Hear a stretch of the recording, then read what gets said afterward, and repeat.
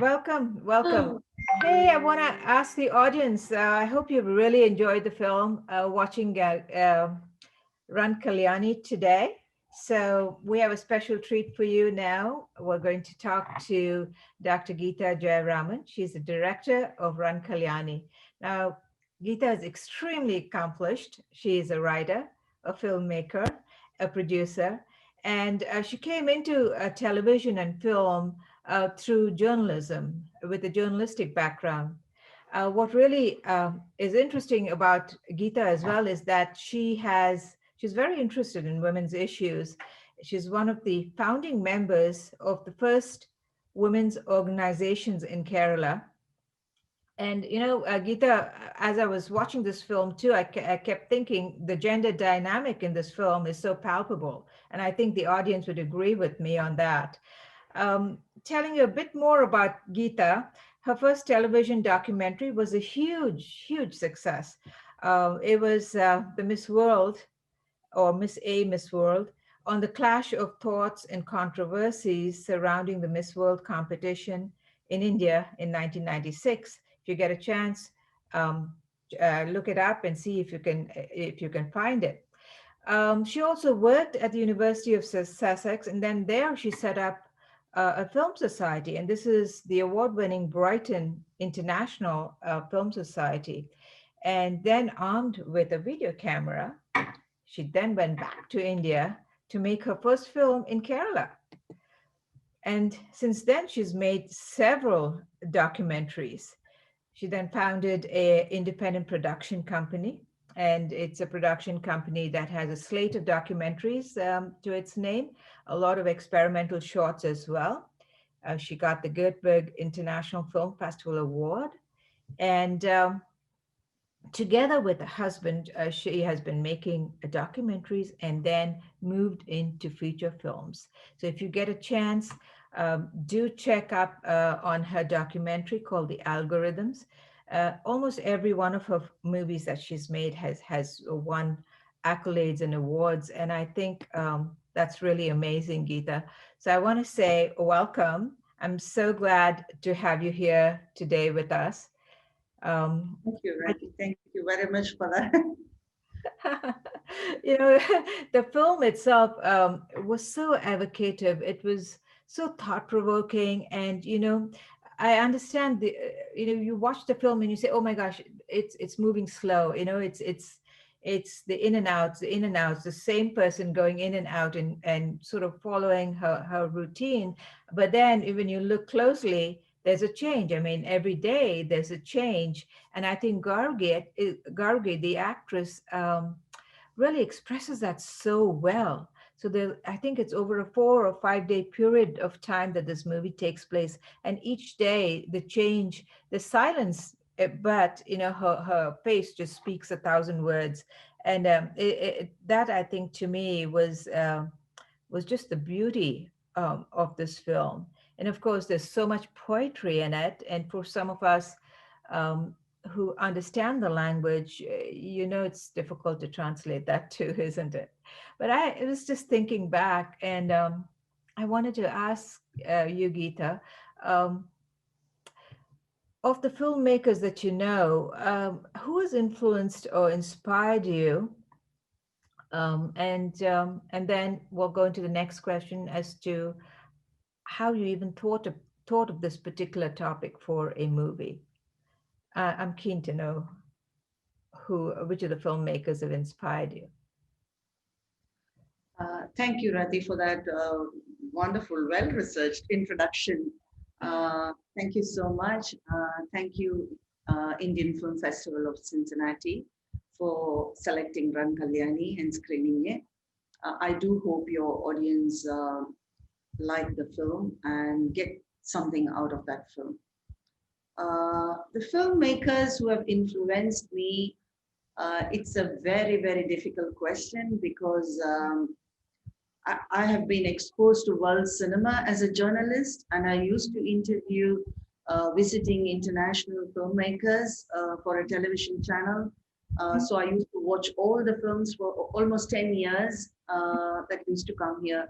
So the influences are really huge. I mean, all over the world, I would say.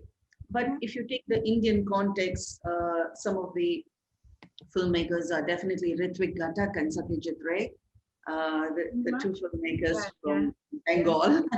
yeah. And Wow. Yeah. yeah, they have, I wouldn't say influenced me, but they are there in my subconscious, I think. Mm, So when this film premiered at the Kolkata International Film Festival, mm, at the press conference, there were people asking me, connecting the film with Ghatak and Satyajit Ray, and that's when I realized that there must have been some kind of an unconscious, nod to those great yeah. filmmakers.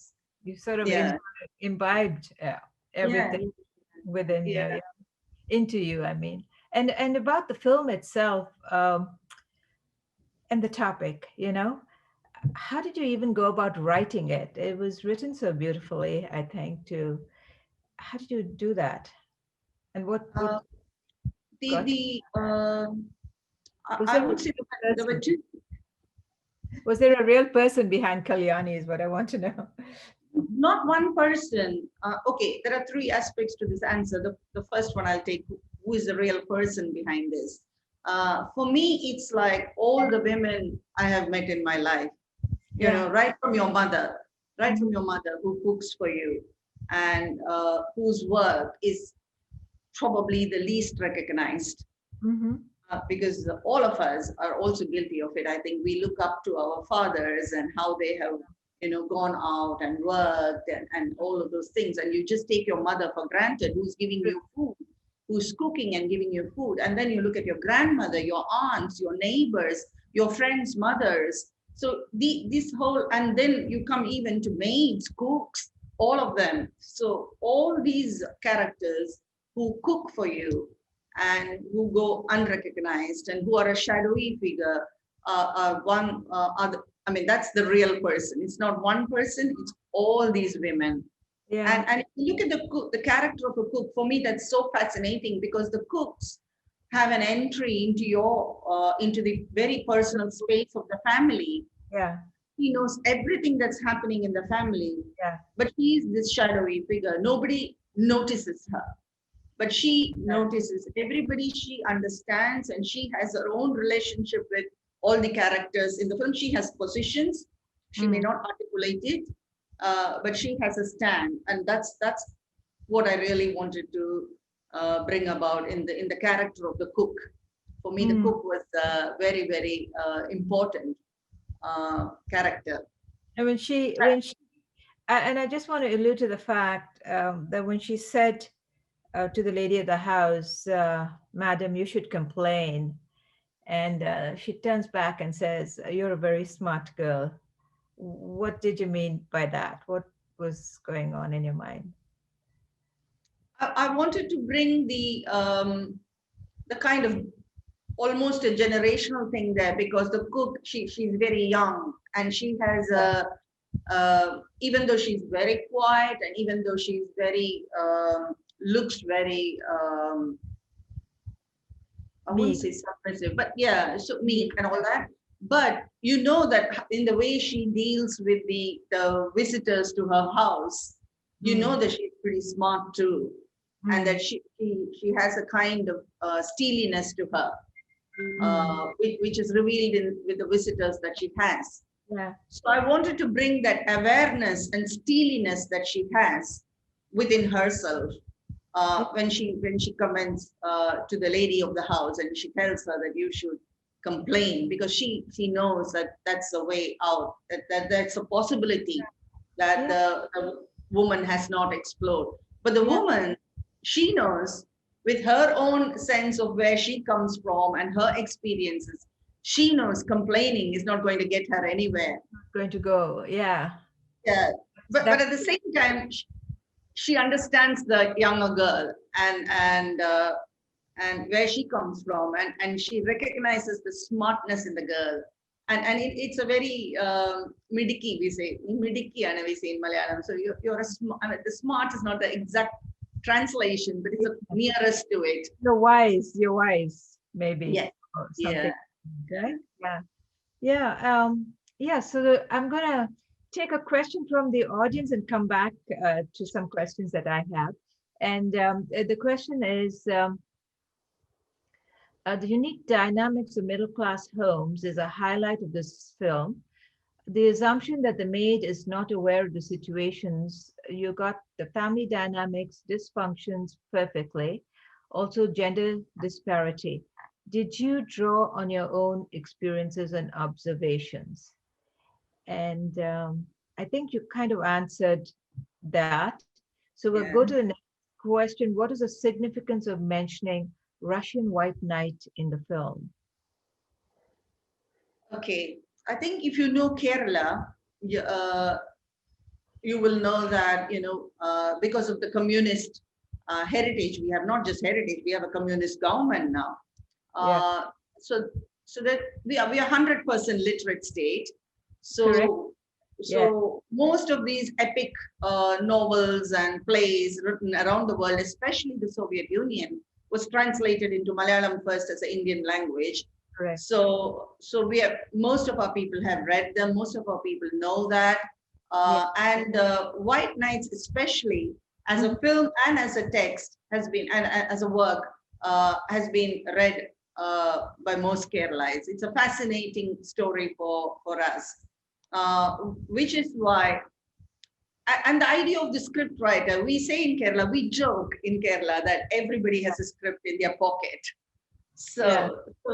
It's a ubiquitous character, the script writer, and the idea that he talks about white knights to the girl, and talks about Russian literature. And if you say the imaging also, we have in telling of that story, we have worked on the imaging of Soviet iconography and all that. Yes. So Yes. you see in the All the different red stories. flags. Mhm. Yes. So that was a reason, to bring about, without saying it, to bring about the um, highly literary nature of the, Right. what I say, Malayali artists and youngsters and people involved in art. So that was the one of the reasons. And it And has, even White Nights has that, yeah. and even that man on the street, muttering to himself. The question that the audience had was, what's the relevance of the guy? Um, and the film has been made of such interesting characters, the audience member says. What's the relevance of the guy walking on the street every day, muttering something to himself? That's a very good question, because in most independent films, and especially if it's like a low budget film, you Mhm. tend to just have one or two characters and do away with all the other characters that you normally see in life, because it's complicated.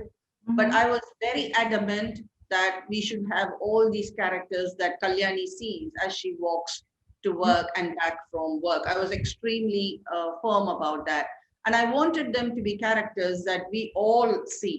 And the madman on the street, again, if you know Kerala, we have a very high rate of Mhm. insanity, you could say. And Yeah. that comes from actually a great awareness, the contradiction between great awareness and lack of opportunities. So Mm. usually that produces this kind of a madness. And if Yeah. you look at Kerala, I mean, I'm sure this is true of many places. Uh, you have a junction. There's a junction, and there are lots of houses there. There's always a local madman there. Uh, So you find this local madman everywhere, and this particular madman in inverted commas, is somebody that I knew. mm. I mean, not. I mean, I have observed, and he's a man who used to come wearing a white dhoti and a white shirt, all spick and span, every day in the morning to the bus stop, and will leave at 5 o'clock, and he would talk and talk and talk, and a neighboring tea shop would give him food for Mm. free. So that was a kind of character that I wanted in the story, and what he utters is a mix of literature and politics. Mm. What he is saying, it's political and it's literary, but it's all a big mix. And I also wanted to bring him there because these junctions are fast disappearing now in Kerala as we are becoming more like a city. and less like a town. Um, and more high rises are coming up. All these junctions are disappearing, small junctions with tea shops and a madman and a local gunda. All these kind of people who are there, they are all disappearing. And it's all becoming clean, and all these big high rises are coming. There's no public space anymore. Yeah, So I yeah. just wanted to, yeah. I really love the way you did that. And we talked a little bit about how literate Kerala is and that it is a communist state. And I love the way you had Kalyani walk past that bus stop and the red flags each time, you know. It was really fascinating. I really like that. I'm going to take another question from the audience. And this question is, why does Nirmala ask Kalyani to run? What is there a metaphor here? Um, what is the reason she says run? I think I might have know the answer, but I'm going to let you tell what you think. I think that's the crux of the film. Yeah. So, uh, well, run is a very beautiful word because it has. I mean, I could never translate it into any other language really, because run is, you can run for something, you can run away from something, you can run towards something. So there is a kind of you can run in expectation, you can run in fear, you can run in. So the run has a Lovely. idea of, it has both the idea of escape, but it's also got the idea of freedom, and it's the idea of hope and idea of a new world, or something. So the Kalyani's last run also kind of embodies all of these things. It can be a protest, it can Yeah. be a kind of disdain for this world and going, or it can be like I'm going to reach another world, or it can be anything, and I leave it to the audience really to understand, to make sense of it yourself as to Yeah. what kind of run this is, and why Run Indeed. Kalyani. Yeah, that's all. Yeah. Yeah. Yeah. Indeed. I mean, it was freedom for her when she left. Is there another question? So I wanted to ask you too. Now, do you have any new scripts or movies in the pipeline? Yes, because you see, I got my first international script development award from the Gothenburg Festival in 2008. And Mm-hmm. that was for a script about three sisters, three girls in the 1971 to 91 period in Kerala. Mm-hmm. That was like 10 years, 12 years ago now. And I Yeah. tried to find some funds, and I was a first time woman filmmaker. My subject was about three girls, and it was not very low budget because of the the period and everything. And I just hit a blank wall. There was nobody interested in the script or the story or anything. But I wrote the script, and it's a complete script, and it is there. And 10 years later, I shot Run Kalyani in 2018. In between that period of 2008 to 2018, when I was working in documentaries, I wrote a couple of scripts. So I have 3 or 4 scripts. It's only in 2018, 10 years later, to answer your very first question, out of a sense of feeling trapped, and out of a sense of feeling, really, what am I going to do? I'm going to stop telling people I'm going to make a film. 10 years, I mean, it's just too Yeah. much. That's when Run Kalyani came, you know. So It Run was like a Kalyani could run also, beat. yes, It was it like run beat could. there. Really, I mean, as you say it, I was just thinking, yes, it could be Run Geeta. And I don't Yeah. know where I'm running. I don't know if I'm running towards hope, or I'm running away from everything. I really don't know. That's lovely. So there's another question here I want to ask you from the audience. So let me read this out. What is the role of the writer? I'm trying to understand that. Periama.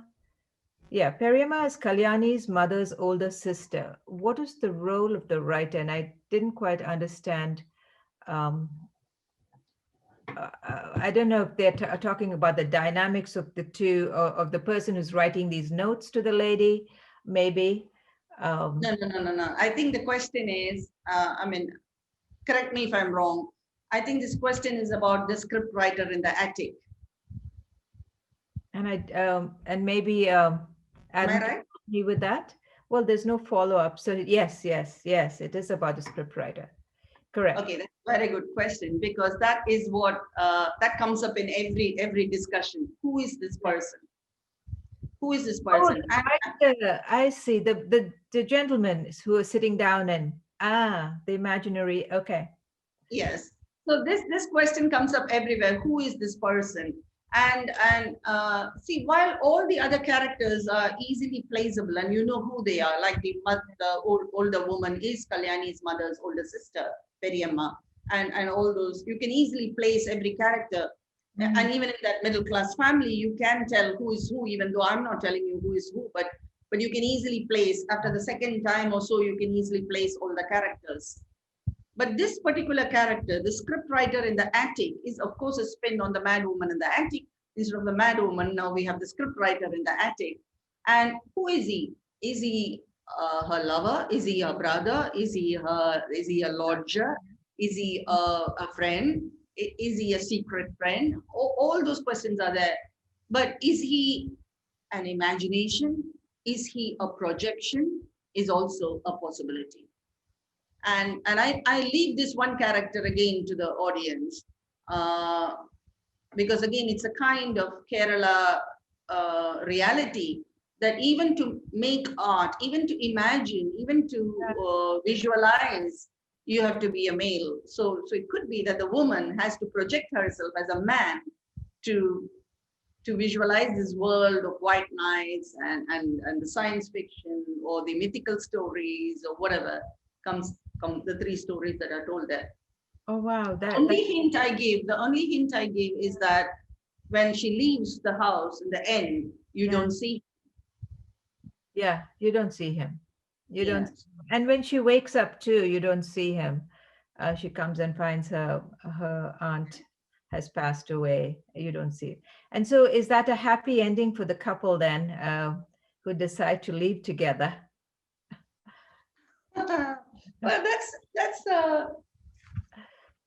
that's a good question. We don't know. Which, Again, the only time they actually meet yeah. physically, I mean viscerally, is when Kalyani puts the note, the woman's note and the man's note together and folds it and puts it in a handbag. That's actually the only time that the two characters, yeah, are together. That was absolutely lovely. Let me see if there's another question out here. Yeah, so tell us a little bit about the kinds of films that you would like to make. I don't see an audience question, so I'm asking you my question. Give me a feeling for what you think you would like to make going forward. Do you see yourself making a thriller, for example, or something like that? What do you have in mind? Um, Actually, there's a question there, but okay, I'll get your. Um, I've never said about any of my scripts because I've made only one fiction film, so I can't say the films I make. So I've never said about writing any of my scripts with the intention of let me tackle this Mm, subject or let me do this or let me do okay. that. It's never been like that. So the idea for something actually comes from my response to some problem or some issue that's bothering me. So Mm, there's a character that comes out of that, and then I just kind of build. So what kind of a person is this person, and what happens to this person? So it just kind of builds from there, and the story kind of builds like that. And all my scripts, I have three or four, and I've got ideas for three or four. So that's all I have. So I really don't have any kind of thing like I want to make a film on this or I want to make a film on that. It's never been like that. And it's funny you mentioned the thriller because I have written the script for what I call an existential thriller. Oh, wow. Uh, I mean, I can't see myself as a thriller person at all, but I have written a script for a existential thriller, and it's about three men in a forest.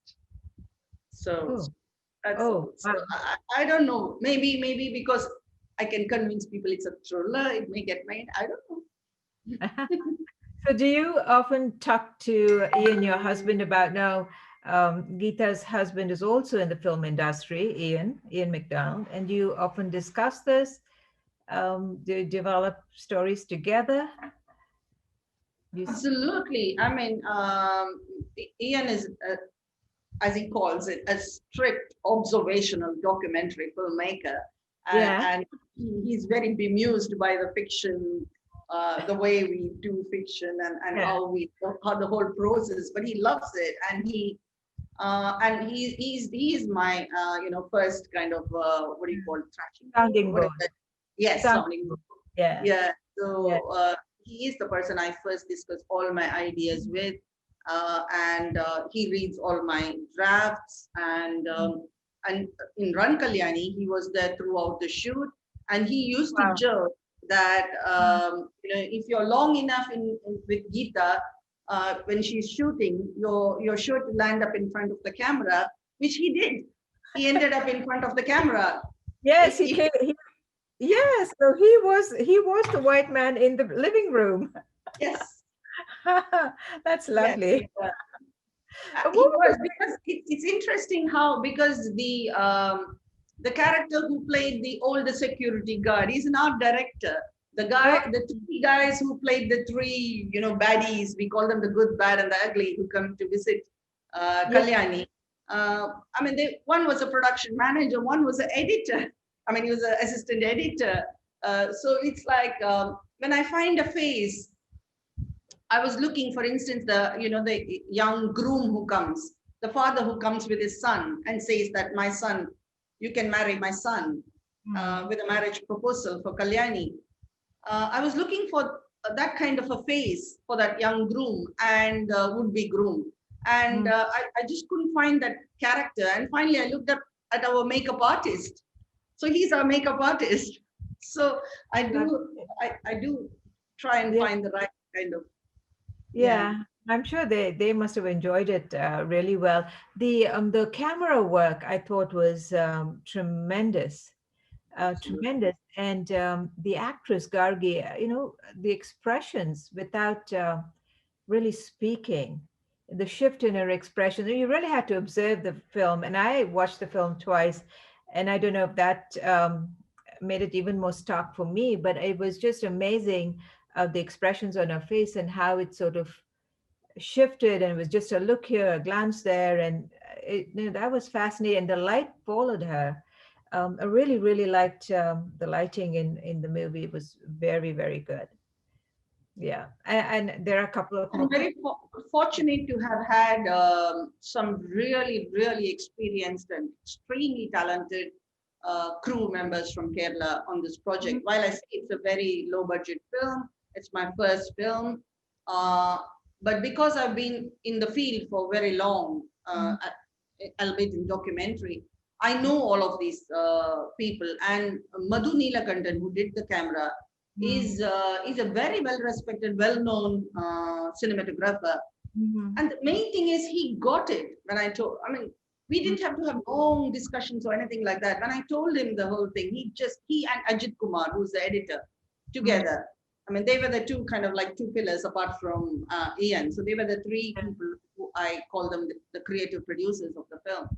And they really got the film and they put everything into the film. And so to work on such limited, infrastructure, Mhm. and to bring about this beauty of everyday life, I know. which is what Madhu has done. And Gargi has, I mean, I have to mention this.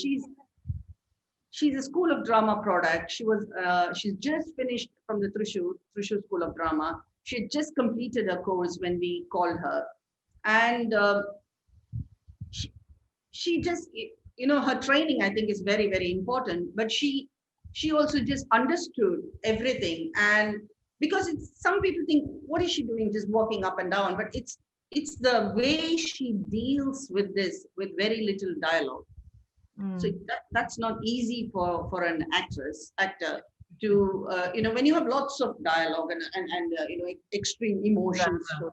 and Yeah. over dramatic, people think that is acting, but this is just absolute, the way she does it with subtlety, and the way she almost quietly, just as her Yeah. character, just as Correct. a character goes about in performing that uh, character is, I mean, Yeah. also the equation she develops with all the other characters, that is true even off the film, on the set. That kind of equations that is developed, that is important kind of to keep the film alive, I think. Mm, mm. It just came across so well, and her personality shone in a really was shining through the way she acted. So I'll take another question from the audience. I've got to read it out here. Um, so the question is, Kalyani is wise, warm-hearted, perceptive. The writer's discussions with her about Dostoevsky imply she's well read as well. She herself has flights of fancy. Time travel fascinates her. The twist at the end justifies the title. Now what is the question mark? Minimal script lends to the intrigue. And I guess it's not really a question, but she's making a statement. Thank you for that Yeah, comment, really. it's yeah, it's lovely. And what were the next question is, what were your big challenges from being a journalist to becoming a filmmaker? Next audience question, yeah. What were your biggest challenges? So making that transition from being a journalist to being a filmmaker, was that difficult? Oh, and I think it's difficult for all women to enter the world of filmmaking, but I think probably particularly so for women in Kerala, because we are a very progressive state in many respects. But yeah, in terms of the woman's question, as it were, we are highly patriarchal state, highly patriarchal state. I moved from print journalism to television, mm, and I was doing some work for television. Therefore, for me, the visual medium was there. But at the same time, and I used to write about cinema. I was known more as a film critic. I used to write for this magazine called Deep Focus that used to come from Bangalore, which used to deal with cinema very seriously. Uh, so I was very much involved in film in every aspect, but not making. That's something that was not for women. That's what even I kind of grew up really. thinking. Mm, Maybe women in Bombay or women in Delhi or something like that, but not women from Kerala. mhm. So that's the kind of feeling I had when I was working as a journalist and as a critic, and also when you were on the other side, always looking at cinema and critiquing it. The step towards making is also extremely difficult, because you have to um, let your creative juices out, as it were. But I can tell you that I entered filmmaking only because, and I can say this without any doubt, because I left Kerala at some point in 2001, after my marriage with Ian. I left Kerala. I mean, till then I was in Kerala throughout. Even though I had opportunities to leave, I never left. But I left at that time, and I had a 2-year kind of distance from Kerala, and Mhm. that's when. And I was looking in UK how women were just picking up the camera, making films, and I was looking around me and I was talking to people. It was not such a big thing. So I said, why was it such a big thing for us to think that, all these hurdles in your head, apart from the hurdles in front of you? So I was able to, I mean, I got myself a video camera and I came back to Kerala and made my first film, Woman with a Video Camera. This was in 2004, 2005, in that period. And I think the video camera was really a democratic, revolution in filmmaking. you could do away with the whole filmic hierarchical Yeah. structures of the film industry and try and make something. Having said that, it still is an extremely different ballgame moving from documentary to fiction filmmaking. And Yes. so it probably took me another 15 years to actually do that. Maybe it's me. Maybe it's not so difficult for others. I Yeah, don't know. and technology changed too. And as technology changed, things became more accessible and easier to work with, I guess. And you could work alone. You didn't need a whole group of people. And so I think there were a lot of changes as well. Yeah. So I'm looking to see if there are any other questions. No, I don't think they have any other questions. But I'm really curious about the thriller that you just talked about a little. Do you want to give us a few pointers, a few little snippets from it, what we can expect and when we can expect it? Um, when I have no idea because, like I said, I have a few scripts that I'm working on, and this is one of it. Mhm. So, but why I mentioned this is it's been in my mind for the past 1 month because of coronavirus and because of the difficulty of making films. Mhm. Um, I have been thinking more about this film because this film is set completely in one location, which is Tekadi. Some of you may know Tekadi in Mhm. Kerala, which Yeah, is yeah. the forest with a lake. Mhm. 12 years ago, a boat capsized in the lake, a Ah, tourist boat, and around 30, 40 people died. So the background of the existential thriller ah, is this accident. So I mean, I lovely. can tell you because the project was in the Film Bazaar's co-production market some years ago. Um, so I can tell you that the name of the thriller is Endgame, and Endgame has later on appeared as a name in some many things. But for me, it was came out of chess, the idea of Endgame, which comes out of chess, and chess is something very very close to me because Ian did this. Feature documentary on blind young chess players of India Oh, on yes. algorithms. So we were with that documentary for 4 or 5 years. So chess is always in my head, in the back of my head, and end game comes out of that. How do you really end your game? And this is about the game of life. I mean, how do Yeah. you?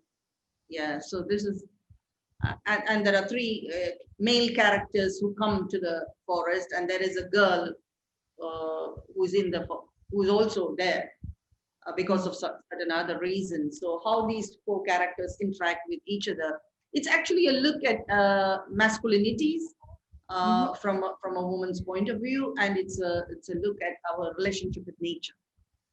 Oh, lovely, lovely. I'm really looking forward to it. And I did read about your experiences with algorithm, and it must have been awesome. And I could see a little bit of that spill over in Kalyani too, with the old man moving his chess piece back and forth. So on that note, I do want to say I do want to thank you for this wonderful film. So Thank filled you. with gender awareness as well, and something that really touched a lot of us in the audience who watched it. Thank you for being with us, Geeta. I really appreciate it, and our audience does too. I hope you can watch some of our films during the film festival. It'll be lovely to have you back on and come to our industry panels as well, Sure. and meet some of the other creatives and writers and directors and producers. That's on the 25th and on the 1st of November. So thank you, Geeta. It was lovely having you. Thank you so much. Bye bye. Thank you very much, Lati. Thank you very much for having me and the film at your festival. Thank you. Thank you. Bye.